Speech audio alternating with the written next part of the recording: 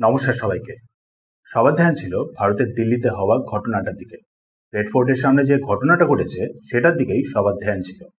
সাথে আবার পাকিস্তানের ক্যাপিটাল ইসলামাবাদেও যে সিমিলার একটা ঘটনা ঘটেছে সেটার দিকেও সবার নজর ছিল।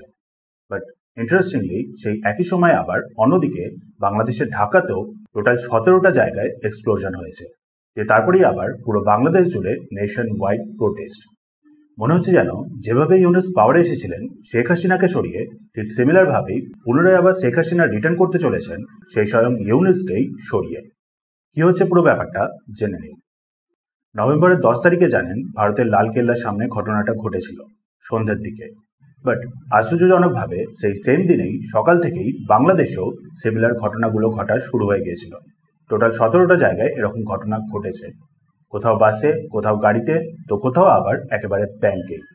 বাংলাদেশে গ্রামীণ ব্যাংক রয়েছে, যেটাকে স্বয়ং ইউনুস এস্টাবলিশ করেছিলেন। সেই গ্রামীণ ব্যাংকের ঢাকাতে যে হেডকোয়ার্টার, সেই হেডকোয়ার্টারেও একটা এক্সপ্লোশনের ঘটনা ঘটেছে। সাথে আবার ব্রাহ্মণবাড়িয়া ডিস্ট্রিক্টের আরও একটা ব্রাঞ্চেও। কারোর কোনো ক্লু নেই যে কে এই ঘটনাগুলোকে ঘটাচ্ছে, কারণ কোনো গ্রুপই এর কোনো রেসপন্সিবিলিটি নেয়নি, যে কারণেই অনেকটা কনফিউশন। অনেকে বলছে, বিশেষ করে ইউনুসের সাপোর্টাররা বলছে যে আওয়ামী লীগই এই ঘটনাগুলোকে ঘটাচ্ছে। অন্যদিকে আবার অনেকে দায়ী করছে স্বয়ং ইউনুসকেই। আওয়ামী লীগকে দায়ী করা হচ্ছে কেন? আসলে আওয়ামী লীগ জানেন শেখ হাসিনারই পার্টি, শেখ হাসিনা প্রেসিডেন্ট। 2026-এ বাংলাদেশে ফেব্রুয়ারিতে যে ইলেকশনটা হওয়ার কথা আছে, সেই ইলেকশন থেকেই আওয়ামী লীগকে ব্যান করে দেওয়া হয়েছে। সাথে আবার বাংলাদেশের ইন্টারন্যাশনাল ট্রাইব্যুনাল কোর্ট শেখ হাসিনার উপরে একটা জাজমেন্ট দিতে চলেছে। 2024-এ জুলাই আগস্টে যা যা কিছু ঘটেছিল সেই সব কিছুর জন্য শেখ হাসিনাকে দায়ী করে বাংলাদেশে একটা কেস চলছে, যেটা নিয়ে জাজমেন্ট দেওয়া হতে চলেছে খুব শীঘ্রই, 17 তারিখে। ইউনুসের সাপোর্টাররা বলছে ঠিক এই কারণেই আওয়ামী লীগ বাংলাদেশের চারিদিকে জায়গায় জায়গায় এরকম এক্সপ্লোশনগুলোকে ঘটাচ্ছে, অরাজকতা ছড়ানোর চেষ্টা করছে, যেখানে অন্যদিকে আবার অনেকে দায়ী করছে স্বয়ং ইউনুসকেই। অ্যাকচুয়ালি বাংলাদেশে জানেন আরও একটা পার্টি আছে, বিএনপি, বাংলাদেশ ন্যাশনালিস্ট পার্টি। এই বিএনপি ইউনুসের ওপরই অ্যালিগেশন লাগাচ্ছে যে ইউনুস নাকি নিজেই ইচ্ছে করে এই ঘটনাগুলোকে ঘটাচ্ছে, যাতে ইলেকশনটাকে কোনো না কোনোভাবে আরও বেশ খানিকটা পিছিয়ে দেওয়া যায়, অথবা এগুলোকে ঘটিয়ে ইনডাইরেক্টলি কোনোভাবে যাতে সাধারণ মানুষদের কাছ থেকে সহানুভূতি জেতা যায়। আর ঠিক সেইখানেই আসছে আরও একটা অ্যাঙ্গেল। হতেই পারে এখানে একটা ফলস ফ্ল্যাগের ব্যাপারেও চেষ্টা করা হচ্ছে, সেম একেবারে পাকিস্তানের মতো করে। অ্যাকচুয়ালি আপনি ভালো মতনই জানেন ভারতের রেড ফোর্টে যে ঘটনাটা ঘটেছে তার ইনভেস্টিগেশন এখনও কন্টিনিউ আছে। সব প্রমাণ এক জায়গায় অ্যাসেম্বল করার পর ক্লিয়ারলি যদি পাকিস্তান আর বাংলাদেশের ইনভলভমেন্টটা সামনে উঠে আসে, তাহলে বুঝতেই পারছেন ভারত কি করবে। পাকিস্তানের মতন করেই বাংলাদেশকেও চারিদিক দিয়ে ঘিরে ভারতের এক্সারসাইজ চলছে। আর সেই কারণেই ভয়ে আগেভাগেই মনে করা হচ্ছে পাকিস্তানের মতন করেই বাংলাদেশও নিজে থেকেই নিজেদের দেশে বিভিন্ন ঘটনাগুলো ঘটিয়ে দেখাতে চাইছে যে তারাও ইনোসেন্ট, তারাও ভারতের মতন করেই সেই একই জিনিসগুলোকে ফেস করছে। ইন শর্ট, ইনোসেন্ট সেজে বা ভিকটিম গেম খেলে কোনোভাবে যাতে বেঁচে যাওয়া যায় তার জন্য অলরেডি চেষ্টা করা শুরু করে দিয়েছে। অনেকেই এটাও মনে করছে। কোনটা সত্যি সেটা সময়ই বলবে। যাই হোক, তার মধ্যে আবার শেখ হাসিনা অ্যানাউন্স করে দেন বাংলাদেশে একটা বড় লেভেলের প্রোটেস্ট আওয়ামী লীগ করবে। ঢাকাতে একটা বড় লেভেলের ব্লকেড হবে, বিশাল একটা নেশন ওয়াইড প্রোটেস্ট হবে ডেমোক্রেসিকে রিস্টোর করার উদ্দেশ্যে, যেটা অলরেডি শুরু হয়ে গেছে। কিছু ভিডিও প্লে করে দেখাচ্ছি, দেখে নিন।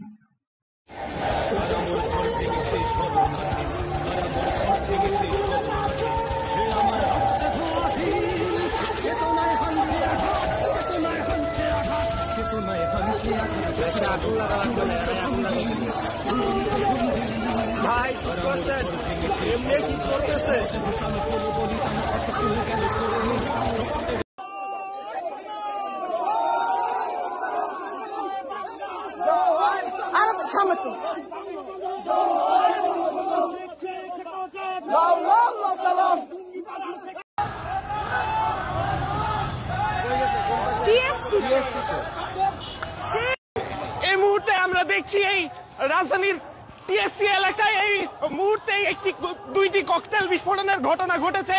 আমরা সেই ককটেলের ধোঁয়াগুলো দেখতে পাচ্ছি এবং আমরা আপনাদেরকে দেখানোর চেষ্টা করছি ঠিক কিছু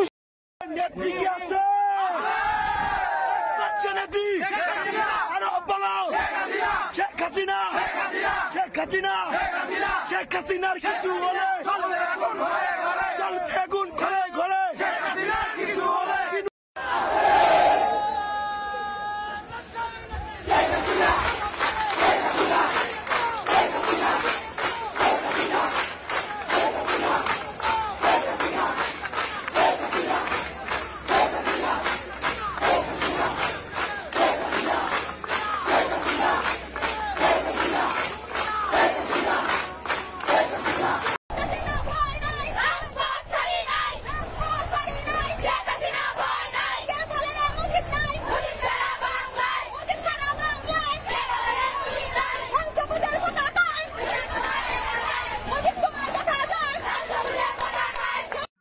দেখে বুঝতেই পারছেন জুলাই 2024-এ যে স্টুডেন্ট প্রোটেস্ট হয়েছিল বাংলাদেশে সেই সেম জিনিসটাই আবার রিপিট শুরু হয়ে গেছে। তফাৎটা শুধু হলো এইবারে মনে হচ্ছে বাংলাদেশের অ্যাকচুয়াল জেনজি মাঠে নেমেছে। ঢাকাকে সাউথ বাংলাদেশ থেকে পুরো কাট অফ করে দেওয়া হয়েছে। পদ্মা ব্রিজে পুরোপুরি ব্লকেড। হাজার হাজার বা বলতে গেলে লক্ষের মতো মানুষ এখন ঢাকার পথে। ইন শর্ট মনে হচ্ছে যেন ইউনূসের সরকার বাংলাদেশে আর বেশি দিন বাকি নেই। আপনার কি মনে হচ্ছে কমেন্টে জানাবেন।